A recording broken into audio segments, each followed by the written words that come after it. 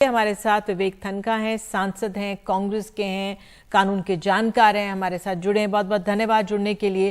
पहला सवाल यही है सर, बीजेपी का कहना है कि एक व्यक्ति नहीं, समग्र मोदी जो एक सरनेम है उनके लिए अपशब्द है, पूरी जाति के लिए, ये सिर्फ आलोचना नहीं है।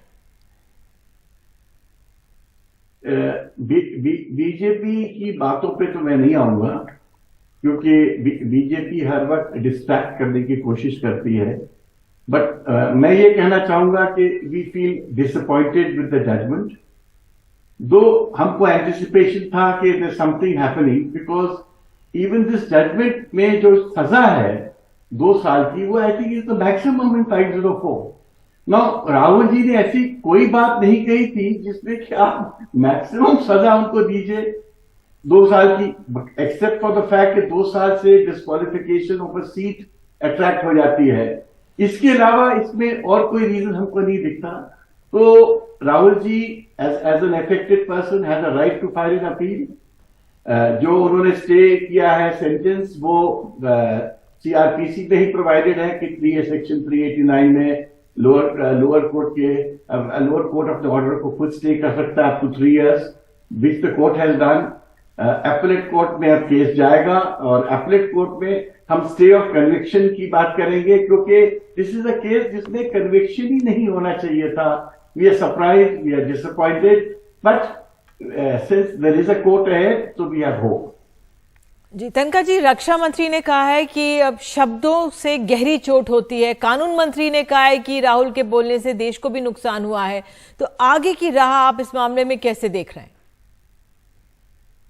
देखिए, ये जो पब्लिक कैंपेन है बीजेपी का, जो रक्षा मंत्री जी की बात है या जो विधि मंत्री जी की बात है, ये एविडेंस नहीं है। ये तो पब्लिक कंजम्पशन के लिए स्टेटमेंट्स हैं आफ्टर द जजमेंट। कोर्ट तो एविडेंस से चलती है जो रिकॉर्ड हुई है before the court. And Nidhi ji, let me share with you, parliament में और पॉलिटिक्स में और प्रजातंत्र में इससे शार्पर कमेंट्स किए गए इन द पास्ट, बट ऐसे ट्रायल्स कभी नहीं हुए किसी के साथ। राम मनोहर लोहिया जी इंदिरा जी के बारे में क्या नहीं बोलते थे, और क्या कभी इंदिरा जी ने कोई उन पे डेफेमेशन सूट डाला? नेहरू जी पे क्या कमेंट्स नहीं हुए? उनकी लाइफ के बारे में क्या कमेंट्स नहीं हुए? झूठी बातें बोली गई, क्या कभी उन्होंने डेफेमेशन सूट डाला? इंदिरा जी ने कोई डेफेमेशन सूट डाला? ये समवेयर इस केस से और इस जजमेंट से प्रजातंत्र को चोट लगी है। जो Indian democracy is hurt by this, because आपने संवाद पे चोट की है। मैं मान सकता हूं कि कभी कभी संवाद शार्प हो जाता है, वो संवाद मर्यादित होना चाहिए, शार्प नहीं होना चाहिए, मगर प्रजातंत्र में इस तरह की चोट पहुंचाना to a political leader of one of the largest opposition party is I don't think democracy में जस्टिफाई हो पाएगा। तन्खा जी, क्या इससे राहुल गांधी की अब लग रहा है सदस्यता पर भी असर पड़ सकता है? वायनाड से वो सांसद हैं, अगले साल लोकसभा के चुनाव भी होने वाले हैं। देखिए, लॉ तो बहुत क्लियर है कि 2 साल और 2 साल के ऊपर अगर आप कन्विक्ट होते हैं तो you are disqualified to hold a seat, ये तो लॉ कहता है। मगर लॉ ये भी हमको परमिट करता है कि हम उस कन्विक्शन के अगेंस्ट स्टे मांग सकते हैं। कई केसेस में पॉलिटिकल केसेस में मेरे को स्टे मिला है, सुप्रीम कोर्ट ने भी दिया है, हाई कोर्ट्स भी देते हैं, स्पेशली इन दोज केसेस। देखिए, इसमें कोई मॉरल टर्पिट्यूड इन्वॉल्व नहीं है, इसमें कोई एथिक्स की बात नहीं है। ये it is not a case जहां कोई ग्रॉस क्रिमिनलिटी हुई है। ये तो शब्दों की बात है, पॉलिटिकल डिस्कोर्स है, और पॉलिटिकल डिस्कोर्स में अगर 2 साल की सजा दी जाए to the tallest leader of the Congress party, I think प्रजातंत्र के लिए ये एक बहुत ही दर्दनाक हादसा है। जी, आखिरी सवाल यह है कि राहुल गांधी को जो सजा हुई है उसका क्या विपक्ष उससे एकजुट हो सकता है या उसकी राह खुल सकती है? अब देखिए, अरविंद केजरीवाल ने राहुल गांधी पे जो कार्रवाई, जिस तरह से ये पूरा मामला हुआ है, वो साथ खड़े हो गए हैं कांग्रेस के। देखिए, ये बीजेपी की, मेरे ओपिनियन में बीजेपी ने ये bye filing this complaint and pursuing this complaint और इस लॉजिकल एंड तक लाके एक बहुत बड़ी पॉलिटिकल मिस्टेक की है। इस मिस्टेक का मेरे ओपिनियन में पब्लिक कॉन्टेक्स्ट में राहुल जी को बहुत फायदा मिलेगा, क्योंकि सिंपैथी राहुल जी के साथ होगी। जो ऑपोजिशन है, वैसे ही पूरी ऑपोजिशन परेशान है, सब पे तो अटैक हो रहा है। तो अब ये दिस इज अ टाइम जब opposition unity will become a necessity. और आई थिंक सब लोग मिलके, मैं नहीं कह रहा हूं कौन इसमें लीडर होगा या नहीं होगा, बट सब मिलके एक वो माहौल क्रिएट करेंगे जो जिससे कि 2024 में एक नई व्यवस्था इस देश में आ सके। बहुत बहुत धन्यवाद विवेक तनखा जी जुड़ने के लिए और अपनी राय हमारे साथ साझा करने के लिए। तो आइए इसलिए मसले पर अब एक और अहम हमारे साथ हैं प्रकाश जावड़ेकर जी, नेता बीजेपी के पूर्व केंद्रीय मंत्री रह चुके हैं। जावड़ेकर जी बहुत बहुत धन्यवाद समय निकालने के लिए। अब कांग्रेस का कहना है कि राजनीतिक बयानबाजी पर इतनी कड़ी सजा दे दी गई है, ये ठीक नहीं है। ये राजनीतिक बयान नहीं है, ये सभ्यता का भी जरा भी संस्कार नहीं है, ये दर्शाने वाली बात है। एक तमीज होती है, तो तमीज न होने पर ऐसी भाषा बोलते हैं। सभी मोदी नाम के जितने भी व्यक्ति है वो चोर है ऐसा बोलना, ये केवल संस्कृति में नहीं कानून में भी नहीं बैठता, और इसलिए सजा मिली है। और हमें समझना चाहिए कि ये भारतीय सभ्यता के बिल्कुल खिलाफ है। आप उनको नीच कहोगे, आप उनको चाय वाला कहोगे, मणिशंकर आयर जी ने कहा तो कांग्रेस ही है ना, तो इतना उनको गाली गलौज करेंगे और खून की दलाली कहेंगे, सब कहा। और हर एक गाली के साथ भारतीय जनता पार्टी की सीटें बढ़ रही। इस अनुभव के बाद भी कांग्रेस सीखने को तैयार नहीं।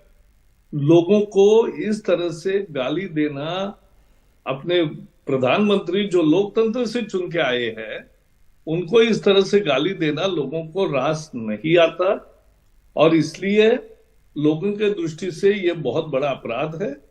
कानून के दृष्टि से भी है, वो तो कोर्ट में लड़ाई होगी तो उसमें कोई मुद्दा नहीं है। भारतीय सभ्यता के खिलाफ है, भारतीय जनता को यह पसंद नहीं आया है, और इसलिए कांग्रेस को बार बार भारतीय जनता ने सजा दी है। यह हताशा के उद्गार है, इससे ज्यादा और क्या कहेंगे। और इसकी जितनी भर्त्सना करे कम है। आप आपके ही प्रधानमंत्री मनमोहन सिंह जी के द्वारा पारित एक अध्यादेश पत्रकारों के सामने फाड़ते हो, कचरे के टोकरी में डालते हो। कौन सी लोकतंत्र की भाषा आप कर रहे? कौन सी लोकतंत्र में आपकी आस्था है? कुछ नहीं है। जावड़ेकर जी, विवेक तनखा जो कांग्रेस के नेता, उन्होंने ये कहा कि ये प्रजातंत्र पर चोट है, संवाद पर चोट है। ये इस तरह की भाषा ये संवाद को और लोकतंत्रता को और सभ्यता को चोट है। ये चोट लोकतंत्र को इसलिए है कि लोगों ने 80 करोड़ वोटर है, 70% वोटिंग हुआ है, सबसे ज्यादा वोट पाके 303 सीटें हमारी आई। एनडीए की अगर वोट गिनेंगे तो और बहुत ज्यादा होते हैं।